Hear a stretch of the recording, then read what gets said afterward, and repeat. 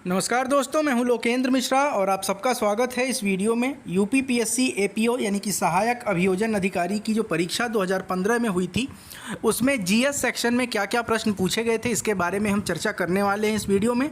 पिछला वीडियो जो अपलोड हुआ था उसमें 2018 या 20 वाला था शायद, उसमें क्या प्रश्न पूछे गए थे वो हमने डिस्कस किया था।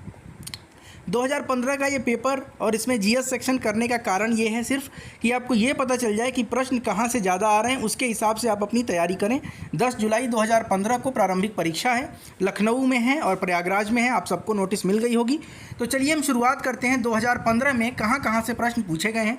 खास करके जो इसमें करंट अफेयर्स वाला पोर्शन है उसको आप इग्नोर करिएगा क्योंकि 2014 का करंट होगा। हाँ, इसी के आधार पर आप देख सकते हैं कि वर्तमान में करंट अफेयर से कहाँ से प्रश्न पूछे जाएंगे। तो जीएस सेक्शन में जो पहला प्रश्न है हम उसके बारे में बात करते हैं। पहला प्रश्न है, पुनर्जागरण निम्नलिखित में से किस एक अवधारणा पर अवलंबित है? The renaissance is based on which one of the following concepts? Options आपके सामने हैं, ऑप्शन पढ़ने में मैं टाइम वेस्ट नहीं करूंगा। इसका जो करेक्ट आंसर होगा वो हो जाएगा ऑप्शन सी, यानी कि man is the centre of universe, मनुष्य इस सृष्टि का केंद्र है, इसी पर केंद्रित है पुनर्जागरण की अवधारणा। ठीक है, उसके बाद हम बात करें in which year the two words socialist and secular were added to the preamble? प्रस्तावना में समाजवादी और पंथ निरपेक्ष किस वर्ष जोड़े गए थे? इसका जो करेक्ट आंसर होगा वो ऑप्शन ए हो जाएगा 1976, यानी कि 42वें संविधान संशोधन 1976 के तहत इन शब्दों को जोड़ा गया था। तो आपको ये याद रखना पड़ेगा, 42nd कॉन्स्टिट्यूशनल अमेंडमेंट। 42वें संविधान संशोधन को लघु संविधान के नाम से भी जाना जाता है, तो ये भी फैक्ट आप याद रखिएगा। अगला प्रश्न है, भारतीय संविधान के अनुसार निम्नलिखित में से किसको नए राज्यों की स्थापना की शक्ति प्रदान की गई है? तो नया राज्य जो बनता है वो पार्लियामेंट बनाता है। आप सबको पता है कि संसद में ही प्रस्ताव पारित होता है और उसके बाद से ही नया राज्य बन सकता है। तो इसका जो करेक्ट आंसर हो जाएगा वो हो जाएगा आंसर बी ऑप्शन हो जाएगा। संविधान के अनुच्छेद 2 के तहत यह होता है। प्रश्न संख्या 4 की बात करें तो इंडिया में भारत में प्रधानमंत्री क्या होता है? निर्वाचित होता है, चयनित होता है, नामित होता है, नियुक्त होता है? तो दरअसल इसका जो करेक्ट आंसर होगा वो होगा नियुक्त होता है। भारत में सांसद को हम क्या करते हैं? निर्वाचित करते हैं। लेकिन सांसद में से कौन सा व्यक्ति प्रधानमंत्री बनेगा? तो ये जो पक्ष के जो बहुमत दल का नेता होता है उसको राष्ट्रपति चुनते हैं। चुनते इन द सेंस चुनना गलत हो जाएगा, नियुक्त करते हैं। तो इसका करेक्ट आंसर ऑप्शन डी हो जाएगा। अगला प्रश्न है, भारतीय संविधान के अनुसार निम्नलिखित में से कौन सर्वोच्च है? तो आप सबको पता है कि संविधान ही सबसे सर्वोच्च है, तो इसका आंसर हो जाएगा ऑप्शन डी। आगे बढ़ते हैं, उत्तर प्रदेश के लोकायुक्त निम्नलिखित में से किसे अपना त्यागपत्र संबोधित करेंगे? तो जो भी लोकायुक्त होते हैं किसी भी राज्य के, वो देते हैं उस राज्य के गवर्नर को अपना त्यागपत्र, तो उत्तर प्रदेश के राज्यपाल को देंगे। आगे बढ़ते हैं, अगले प्रश्न की तरफ चलते हैं। अगला प्रश्न है, अकबर के शासनकाल में राजस्व व्यवस्था किसके हाथों में थी? तो टोडरमल जो थे ये राजस्व व्यवस्था देखते थे और इन्हीं के समय में तमाम सारी इसमें नई प्रैक्टिसेस की गई, जैसे दहशाला बंदोबस्त लाया गया जिसको जब्ती प्रणाली भी कहते हैं। इसमें क्या होता था, एवरेज प्रोड्यूस निकाला जाता था कि कुछ 10 वर्षों में क्या एवरेज प्रोडक्शन हुआ है वो कैलकुलेट करते थे और उसके आधार पर क्या रेवेन्यू ली जाएगी इसके बारे में डिसीजन लिया जाता था। ठीक है, आईने दहसाला आप यहाँ पे देख सकते हैं। प्रश्न संख्या 8, निम्नलिखित में से किसने सर्वप्रथम पुनर्जागरण शब्द का प्रयोग किया? तो इसका करेक्ट आंसर हो जाएगा मैचलेट ने प्रयोग किया था सबसे पहले पुनर्जागरण शब्द। यहाँ देखिए 2013 में विश्व में सर्वाधिक कॉफ़ी उत्पादक देश कौन सा है? तो 2013 में ब्राज़ील था। इस वर्ष का आप एक बार देख लीजिएगा। निम्नलिखित भारतीय राज्यों में से कौन बांग्लादेश से सीमा नहीं बनाता है? तो इसका करेक्ट आंसर हो जाएगा मणिपुर। मणिपुर बांग्लादेश से कोई भी सीमा नहीं बनाता है। असम, मेघालय, त्रिपुरा, पश्चिम बंगाल ये सब जो हैं बांग्लादेश के साथ सीमा बनाते हैं। 2011 में विश्व में सर्वाधिक सोना उत्पादक, तो इससे आपको क्या पता चल रहा है कि कौन सा सोना उत्पादक है, कौन चांदी है, अभ्रक है, कोयला है, इसका सबसे बड़ा रिजर्व कहाँ है, उत्पादन कहाँ है, ये सब जो डाटा है वो ज़रूर आप देख लीजिएगा एक बार, ये आपके लिए बहुत महत्वपूर्ण हो जाएगा। तो अगला प्रश्न है कि क्षेत्रफल में विश्व का सबसे बड़ा द्वीप कौन सा है? तो इसका करेक्ट आंसर हो जाएगा ऑप्शन सी, ग्रीनलैंड। उसके बाद बात करते हैं, आसवान हाई डैम निम्नलिखित नदियों में से किस पर बनाया गया है? तो इसका जो करेक्ट आंसर हो जाएगा वो ऑप्शन सी हो जाएगा, नील नदी पर आसवान बांध बनाया गया है। निम्नलिखित देश में से किसकी जनसंख्या 2014 में सर्वाधिक थी? यहाँ पर देखिए, अब 2011 नहीं 2014 के हिसाब से पूछ रहा है और देश के बारे में पूछ रहा है, तो इसके हिसाब से जो करेक्ट आंसर होगा वो बांग्लादेश हो जाएगा। बांग्लादेश की जनसंख्या सर्वाधिक थी, जो ऑप्शन है उसके हिसाब से। निम्नलिखित देशों में से कौन भौगोलिक क्षेत्रफल के संदर्भ में विश्व का दूसरा सबसे बड़ा देश है? तो विश्व के 7 सबसे बड़े देशों को आपको याद करना पड़ेगा क्योंकि भारत का स्थान क्षेत्रफल की दृष्टि से 7वां है। तो इसका जो करेक्ट आंसर है वो ऑप्शन बी हो जाएगा, दूसरे नंबर पर कनाडा है। ठीक है, कनाडा में दूसरे नंबर पर। पहला कौन सा है भाई? तो रूस है, उसके बाद कनाडा, फिर चीन और भारत 7वें नंबर पे। यही जनसंख्या की दृष्टि से पूछ देगा तो जनसंख्या की दृष्टि से सबसे पहले नंबर पे भारत है, सॉरी पहले नंबर पे चीन है और दूसरे नंबर पे भारत है। 16वां प्रश्न, निम्नलिखित में से कौन प्रायः भारतीय आईटी सेक्टर के जनक के रूप में वर्णित किए जाते हैं? नारायण मूर्ति, टाटा जमशेद जी, इसके बाद ललित मोदी और नन ऑफ द अबव। तो इसका जो करेक्ट आंसर है वो नारायण मूर्ति हो जाएंगे, इनको आईटी सेक्टर का जनक माना जाता है। उसके बाद बात करते हैं, अ जज ऑफ सुप्रीम कोर्ट में resign his office by writing a letter to. सर्वोच्च न्यायालय का न्यायाधीश अपना त्यागपत्र किसको देता है? कहने का मतलब ये है तो राष्ट्रपति को देता है और राष्ट्रपति ही इसकी नियुक्ति भी करते हैं। आर्टिकल 124 के अनुसार ये त्यागपत्र अपना सौंपते हैं। निम्नलिखित में से कौन सा पदार्थ विटामिन ए का प्रचुरतम स्रोत है? तो करेक्ट आंसर हो जाएगा गोल्डन राइस। 19वां प्रश्न देखते हैं, किसको सफ़ेद सोना कहा जाता है? तो प्लेटिनम को सफ़ेद सोना कहा जाता है। फिर 2015 में तक युद्ध में कितनी बार नाभिकीय आयुधों का प्रयोग किया जा सकता है? तो इसका करेक्ट आंसर हो जाएगा डी, 2 बार ही अब तक न्यूक्लियर वेपन्स का प्रयोग हुआ है। एक हिरोशिमा पर 6 अगस्त को और एक नागासाकी पर 9 अगस्त को, जापान के शहर हैं और इनके ऊपर अमेरिका ने डाला था सेकेंड वर्ल्ड वॉर के बाद, सेकेंड वर्ल्ड वॉर के दौरान ही डाला था। निम्नलिखित में से किसको लाल ग्रह कहा जाता है? तो मंगल को लाल ग्रह कहा जाता है, ऑप्शन डी करेक्ट आंसर हो जाएगा। आगे बढ़ते हैं, अगले प्रश्न की तरफ देखते हैं। अगला प्रश्न है कि which of disease is caused by virus? Virus के साथ कौन सी बीमारी? तो हेपेटाइटिस जो है ये वायरस के कारण होती है। माइकाज, यहाँ पे देखिए मिकाज एक नई तकनीक है जिसका उपयोग किस में करते हैं? तो मिकाज तकनीक का प्रयोग हम बाईपास सर्जरी में करते हैं। अब इसरो का फुल फॉर्म पूछा है, ये तो आपको पता ही होगा, Indian Space Research Organisation, Indian Space Research Organisation, उसके बाद इंडियन साइंटिफिक रिसर्च ऑर्गेनाइजेशन। तो करेक्ट आंसर ऑप्शन डी हो जाएगा, स्पेस रिसर्च ऑर्गेनाइजेशन। कमेंट करके बताइए कब इसरो की स्थापना हुई थी। निम्नलिखित और इसके नए नए अभी अध्यक्ष बने हैं तो वो भी आप उनका भी नाम याद रखिएगा। कमेंट करके बताइए जल्दी से कि कौन बने हैं, एस सोमनाथ हैं या सिवान हैं अभी भी। निम्नलिखित में से कौन सा यौगिक चाय के पत्तियों में विद्यमान नहीं रहता है? विद्यमान नहीं रहता है तो इसका जो करेक्ट आंसर है वो एट्रोफिन है। एट्रोफिन नहीं होता है, बाकी थीन भी होता है, थ्रियोबिन भी होता है, थियोफिलिन भी होता है। आगे बढ़ते हैं अगले प्रश्न की तरफ। भूमि आधारित संवर्धन प्रणाली प्राप्त करने वाला भारत का कौन सा प्रथम हवाई अड्डा होगा? इसका जो करेक्ट आंसर है वो ऑप्शन ए हो जाएगा, अहमदाबाद एयरपोर्ट। आगे बढ़ते हैं, who among the following has launched India's first air condition DEMU train in Kochi?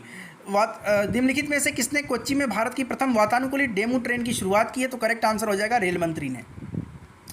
ये तो खैर करंट अफेयर्स है। Global peace index 2015 current affair से छोड़ देते हैं, इस बार आप 2021-22 वाला देखिएगा।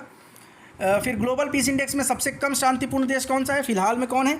तो आपको पता है कि अफगानिस्तान है। इसमें उस समय कौन था उसके हिसाब से आंसर दिया है तो हम नहीं देखेंगे। वित्त मंत्रालय के अनुसार राज्य पर सबसे अधिक प्रति व्यक्ति कर्ज किस राज्य पर है? तो ये भी हम वर्तमान का डाटा देखेंगे, पुराना डाटा मत देखिएगा। इकोनॉमिक सर्वे पढ़ कर जाइएगा, इकोनॉमिक सर्वे नया वाला पढ़िएगा, वो आपके लिए फ़ायदेमंद होगा।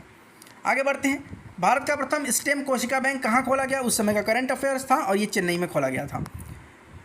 निम्नलिखित में से कौन सा तूफान दक्षिण चीन के हैनान प्रांत से टकराया? उस समय की बात की जा रही है। वर्तमान में आप जो यास तूफान आया था, गुलाब तूफान आया था, अम्फान आया था, ये सब आप एक बार देख कर जाइएगा।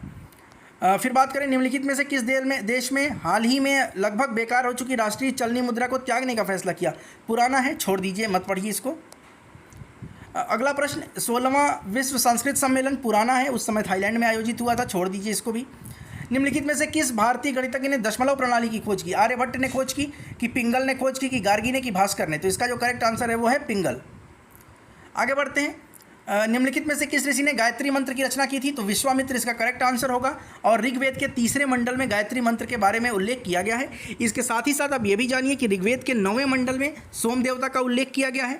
साथ ही साथ आप ये भी याद रखिएगा कि ऋग्वेद का जो 10वां मंडल है वो बहुत महत्वपूर्ण है, क्योंकि इसी मंडल में ब्राह्मण, क्षत्रिय, वैश्य और शूद्र यानी कि वर्णाश्रम व्यवस्था जो है उसके बारे में उल्लेख इसी में किया गया है।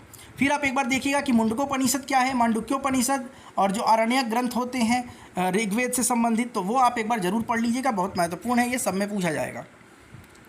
निम्नलिखित में से किसने जैन धर्म में ब्रह्मचर्य के सिद्धांत को जोड़ा? तो देखिए 4 सिद्धांत जो थे वो तो पार्श्वनाथ ने दिए थे और 5वां सिद्धांत जो दिया था वो महावीर ने दिया था, और 5वां सिद्धांत जो था वही था ब्रह्मचर्य का सिद्धांत। जो 4 सिद्धांत दिए थे पार्श्वनाथ ने वो था अहिंसा, सत्य और आस्तेय।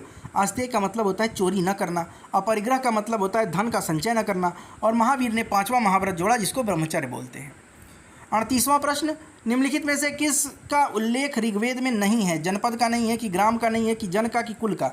जनपद का नहीं होगा। देखिए जन, कुल, ग्राम उस समय भी चलते थे, मगर जनपद बाद का विषय है, जनपद बाद में आता है, उसके बाद महाजनपद आता है, तो इसका उल्लेख इसमें नहीं है। निम्नलिखित में से किस जेल में राजेंद्र लाहिड़ी को फांसी दी गई थी?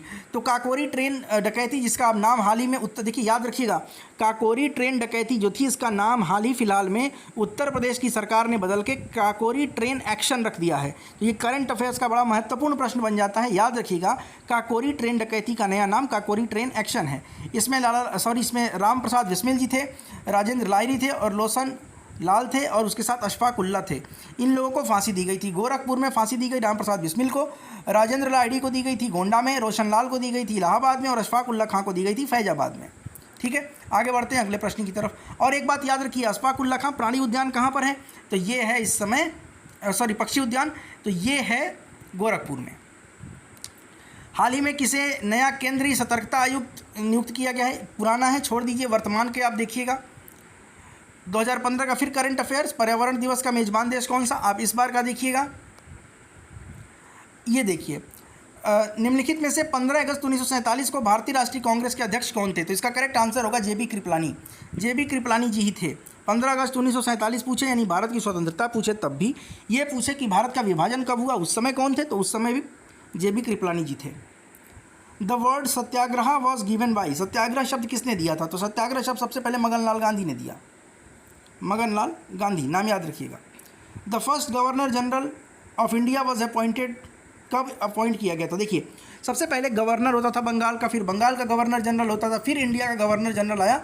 1833 के चार्टर एक्ट के अनुसार बंगाल के गवर्नर जनरल को भारत का गवर्नर जनरल कहा जाने लगा और जो पहला भारत का गवर्नर जनरल बना वो था Lord William Bentinck. William Bentinck, याद रखिएगा, सती प्रथा की रोक 1930 में विलियम बेंटिक ने ही लगाया था। राष्ट्रवाद का प्रचार एवं प्रसार के लिए बाल गंगाधर तिलक के द्वारा कौन सा समाचार पत्र निकाला गया? तो देखिए, केसरी समाचार पत्र बाल गंगाधर तिलक से संबंधित है। इसके अलावा मराठा समाचार पत्र जो था वो भी था। याद रखिएगा, केसरी समाचार पत्र जो है ये मराठी भाषा में था और मराठा समाचार पत्र जो था वो अंग्रेजी भाषा में था। इनकलाब जिंदाबाद का नारा किसने दिया? इसका करेक्ट आंसर है भगत सिंह। भगत सिंह आपको याद रखना है। अब ये देखिए, यहाँ पर इसमें आपको थोड़ा सा ध्यान देना पड़ेगा। इनकलाब शब्द का सबसे पहला प्रयोग मोहम्मद इकबाल ने अपनी किताब बंग ए दरी में किया था, लेकिन इस इनकलाब जिंदाबाद के नारे को जिस व्यक्ति ने लोकप्रिय बनाया वो थे सरदार भगत सिंह। ठीक है, वैसे ही आता है सरफरोशी की तमन्ना अब हमारे दिल में, ये किसकी रचना है? तो ये रचना बिस्मिल अजीमाबादी की है, मगर इसको गाया और लोकप्रिय बनाया था पंडित राम प्रसाद बिस्मिल ने। आगे बढ़ते हैं। निम्नलिखित में से कौन प्रथम भारतीय ICS में चयनित हुआ? तो सबसे पहले सत्येंद्र नाथ टैगोर चयनित हुए थे, याद रखिएगा इस बात को, सत्येंद्र नाथ टैगोर। आगे, आगरा के मोती मस्जिद का निर्माण किसने कराया? तो आगरा के मोती मस्जिद का निर्माण शाहजहां ने करवाया था अपनी पुत्री जहां आरा के सम्मान में। और यही पूछ दे कि दिल्ली का मोती मस्जिद, तो इसका करेक्ट आंसर हो जाएगा औरंगजेब। तो आगरा वाले का हो गया शाहजहां और दिल्ली वाले का कौन हो गया भाई? दिल्ली वाले का आप याद रखिए, दिल्ली वाले का औरंगजेब हो जाएगा। निम्नलिखित में से किसने सर्वप्रथम स्वराज शब्द का प्रयोग किया? तो सबसे पहले स्वराज शब्द का प्रयोग दादा भाई नौरोजी ने किया था, तो करेक्ट आंसर हो जाएगा बी। और स्वराज हमारा जन्मसिद्ध अधिकार है और मैं इसे लेकर रहूँगा, ये किसकी है? तो ये बाल गंगाधर तिलक की है। गदर समाचार पत्र प्रकाशित हुआ था, कहाँ से प्रकाशित हुआ था? तो ये अमेरिका से। और गदर पार्टी की स्थापना कहाँ हुई थी? तो सैन फ्रांसिस्को अमेरिका में ही हुई थी। लाला हरदयाल ने इसकी स्थापना की थी। तो इस तरह से आप देख सकते हैं कि कुछ प्रश्न जो आ रहे हैं वो किताबों से आ रहे हैं, कुछ प्रश्न संस्थाओं से आ रहे हैं इतिहास में, कुछ गवर्नर जनरल से संबंधित आ रहे हैं और करंट अफेयर के 10 प्रश्न कम से कम तो जरूर पूछे जा रहे हैं।